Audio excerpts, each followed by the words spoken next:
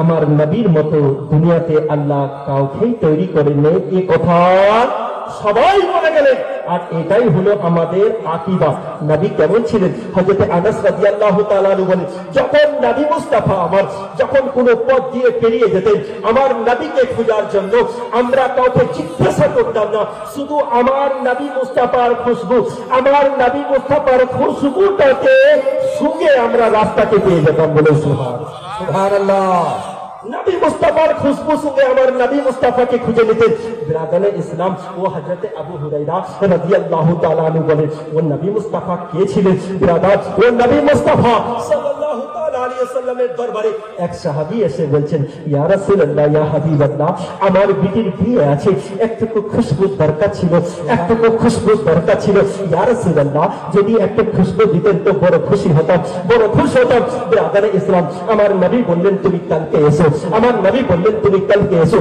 বিরাদানে ইসলাম উনি শিশি নিয়ে পরের দিন উপস্থিত হলেন। আমার নবী মুস্তাফা আপনার শরীর মুবারক থেকে শিশিতে আপনার আতরকে ভরলেন, শিশি মুবারককে আপনার শিশির মধ্যে ভরলেন।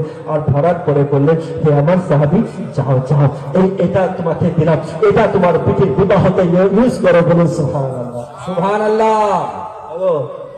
আপনার আমার ঘাম লাগিয়ে দিলে কি হবে? হ্যাঁ, থুতু ফেলে দিলে ওখানে কেউ বসার আপনার পাশে যাবে না কেউ। আর বুখারী ও মুসলিমের হাদিস, হযরত আনাস রাদিয়াল্লাহু তাআলা আনহু বলেন, আমার নবী মুস্তাফা যখন কোন জায়গাতে থুতু মুবারক ফেলতেন তো সাহাবীরা হাত পেতে থুতু মুবারককে নিয়ে শরীরে চেহারায় বলতে থাকতেন। বেশক সুবহানাল্লাহ। আমরা কেমন আশিকে রাসূল ভাই, একবার চিন্তা করুন না কেন যে আজ আমাদের ইমানের কিভাবে জানাজা বেরিয়ে গেছে, কিন্তু আমরা সামান্য অনুভব করি না। ও আদর নিয়ে ও নবী মুস্তাফার পাসিনা মোবারককে নিয়ে গেলেন, নিয়ে যাওয়ার পরে বিবাহতে ইউজ করলেন, বাড়িতে ইউজ করলেন। আল্লাহু আকবার। ওই বাড়িটা যখন পাশ দিয়ে কোনো ব্যক্তি পেরিয়ে যেতে ওই বাড়িটাকে পর্যন্ত শুনতেন। বলেন সুবহানাল্লাহ।